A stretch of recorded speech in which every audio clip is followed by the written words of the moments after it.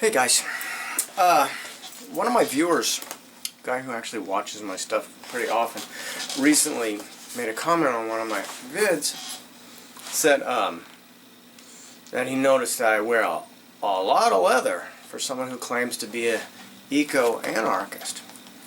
Right, now first of all, I don't consider myself an eco-anarchist. Now I don't have a problem wearing leather or eating meat, for example. I guess in the past I did try on calling myself a green anarchist, which, to be honest, I don't really know what that is, to be honest. I think people try to break away into little tribes of certain things.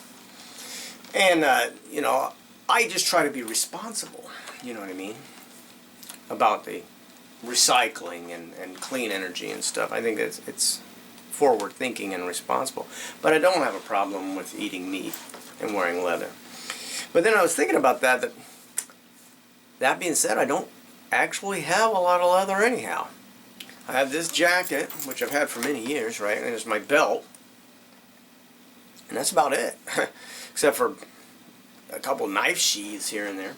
I mean, my gloves are synthetic, my shoes and my boots are synthetic. And I mean, like I said, I don't have a problem with leather. I didn't set out to not get leather, but I don't have to get leather, you know what I mean? It's like it had the features I want. Like my gloves have those knuckle protection. And I work in a warehouse and I find it really handy. So yeah, I actually don't have a lot of leather. And the jacket I've had for, like I said, many years. I've been telling people 30 years. For some years now. And then I remember I have a picture of it when it was new, right? And this is it. It's not a real good picture, but there it is. Okay. See, I got something hanging on the arm there. I think that was this little pink muscle man thing that I have, this little hand. I don't know where it is anymore. I wore it for a long time as like a charm.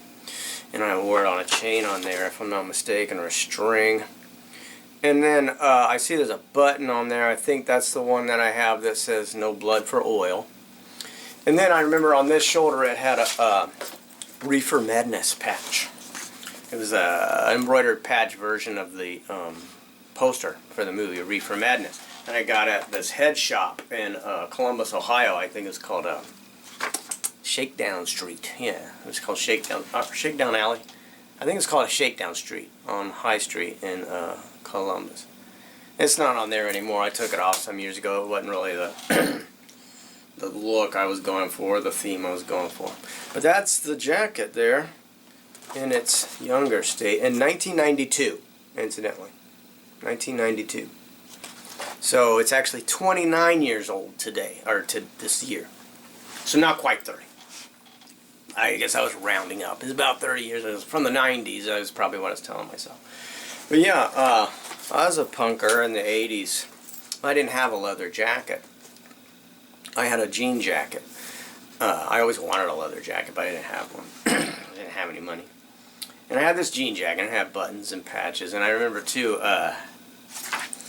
can't believe I'm going to confess this, but I had this little Australian flag that I got from someplace, and I had cut out the Union Jack part and put it on the back of the jacket with safety pins, kind of anarchy in the UK version. Yes, it's embarrassing. Bear in mind I was like 16, 17 years old, right? You know what I mean? So that's my defense for that. And I wish I still had that jacket. I have no idea what happened to that jacket. Damn. And so years later, you know, in 92, when I got my motorcycle, I finally got leather for riding and the whole outlaw biker thing, you know what I mean? I don't have the motorcycle anymore either. That's a shame. But I do still have the leather. And so that's the jacket that we see today, which has really morphed over the years. So yeah, I don't have a problem with wearing leather, but at the same time I don't have a lot of leather. And like I said, as far as being an eco-anarchist, I really am serious about recycling and reusing especially. And I was thinking about all of that, and like plastic, I'm a big fan of plastic, so I'm sure I don't fit into the whole green or eco-anarchism just because of that. But by the same token, I don't like single-use plastics, right? And I do like things like hemp plastics. I think plastics are important, and we need them. I think that's going to feed the space program, for example, and progression. But plastics, you have to be very smart and responsible about. That's, like I said, the hemp plastics. Like, for example, you got places that have banned plastic bags and plastic straws, right? Now, that seems pretty progressive on the outside, right? But the thing is, it's just slapping a Band-Aid on the real problem.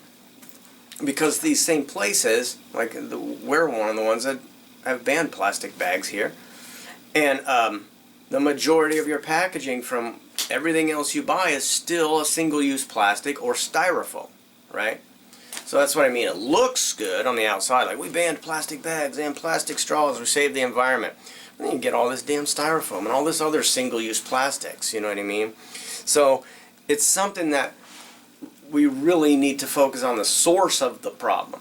Like the hemp plastics is a good one. Let's say, instead of worrying about banning plastic bags and straws so they don't end up in the ocean, what if the plastic was biodegradable? You just got rid of the whole problem.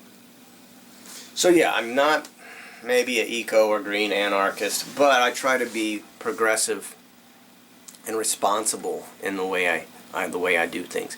I like alternative clean energy, for example, and I'm very strict about recycling and reusing, and I would like to see the culture change in that area.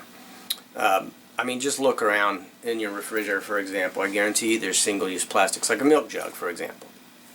You go to the store, you buy your milk, you cannot put it in a plastic grocery bag, and you can't, once you're at home, you can't drink it with a plastic straw, but you have a big-ass plastic bottle to throw away, right? This isn't biodegradable. It's single-use plastic. Single-use plastics are everywhere. Plastics, very important. Single-use plastics suck. We're lazy as a culture. So anyway, that's my take on all of that, and about my jacket. And that's another thing, you know what I mean? It's in existence. I got it. I paid money for it years and years ago, and I'm going to keep wearing it. And one of these days, if it falls apart, I'm going to reuse the leather for some shit. You know what I mean? Because that's just what you do to be responsible. I'm not going to throw it away. It already exists. It's one of my few treasures, actually, to be honest with you.